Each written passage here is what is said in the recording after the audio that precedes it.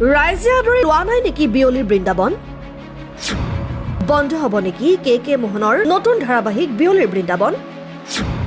কি ভুল কৰিলে কে মোহনে? বিয়লিৰ বৃন্দাবন। বেহৰবাৰী আউটপোষ্ট এৰি অনুতপ্ত নেকি সিদ্ধাৰ্থ দীপজ্যোতি? কে মোহন পুনৰ ঘূৰি যাব নেকি বেহৰবাৰী আউটপোষ্টলৈ? ইয়াৰ মাজতে এটা চাঞ্চল্যকৰ ফেচবুক পোষ্ট মণিপুৰ। আমাৰ ভুলৰ কাৰণেই বন্ধ হ'ব চাগৈ বিয়লিৰ বৃন্দাবন। ফেচবুকত এই আৱেগিক পোষ্ট কে খ্যাত অভিনেতা সিদ্ধাৰ্থ শৰ্মাৰ। বেহৰবাৰী আউটপোষ্ট এৰি বৰ্তমান ৰং চেনেলৰ নতুন ধাৰাবাহিক বিয়লিৰ বৃন্দাবনত ব্যস্ত কে আৰু মোহন।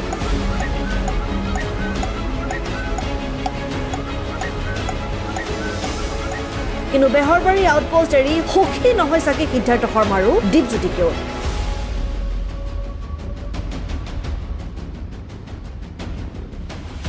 তাৰ মাজতেই সিদ্ধাৰ্থ শৰ্মাই নিজেই লিখিছে যে তেওঁলোকৰ নতুন ধাৰাবাহিক বিয়লিৰ বৃন্দাবন হয়তো বন্ধ হ'ব।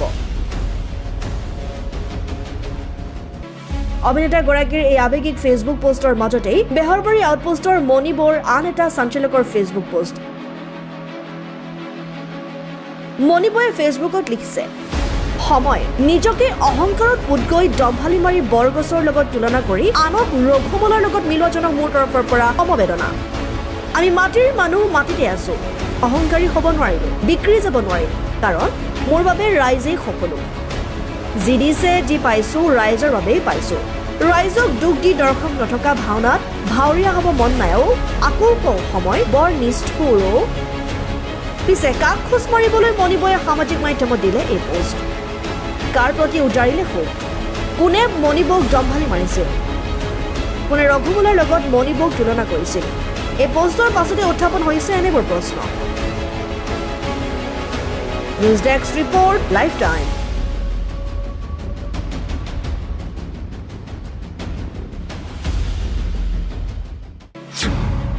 ৰাইজে আদৰি লোৱা নাই নেকি বিয়লিৰ বৃন্দাবন?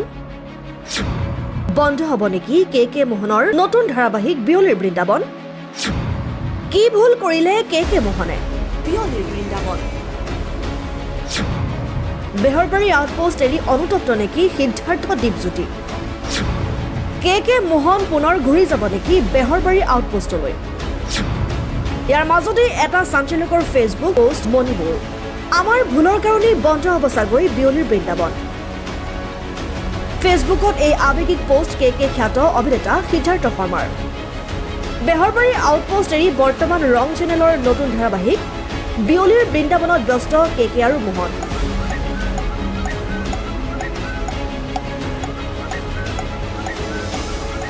কিন্তু বেহৰবাৰী আউটপোষ্ট এৰি সুখী নহয় চাগে সিদ্ধাৰ্থ শৰ্মাৰো দীপজ্যোতিকেও।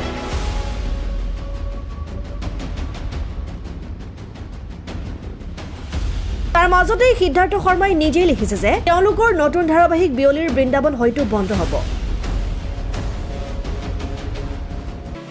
অভিনেতাগৰাকীৰ এই আৱেগিক ফেচবুক পোষ্টৰ মাজতেই বেহৰবাৰী আউটপোষ্টৰ মণিবৰ আন এটা চাঞ্চল্যকৰ ফেচবুক পোষ্ট।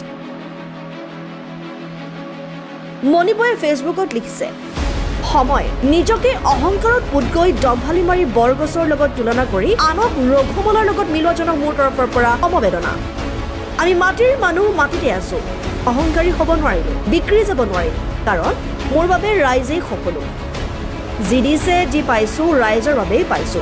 ৰাইজক দুখ দি দৰ্শক নথকা ভাওনাত ভাৱৰীয়া হ'ব মন নাইও, আকৌ কওঁ সময় বৰ নিষ্ঠুৰ।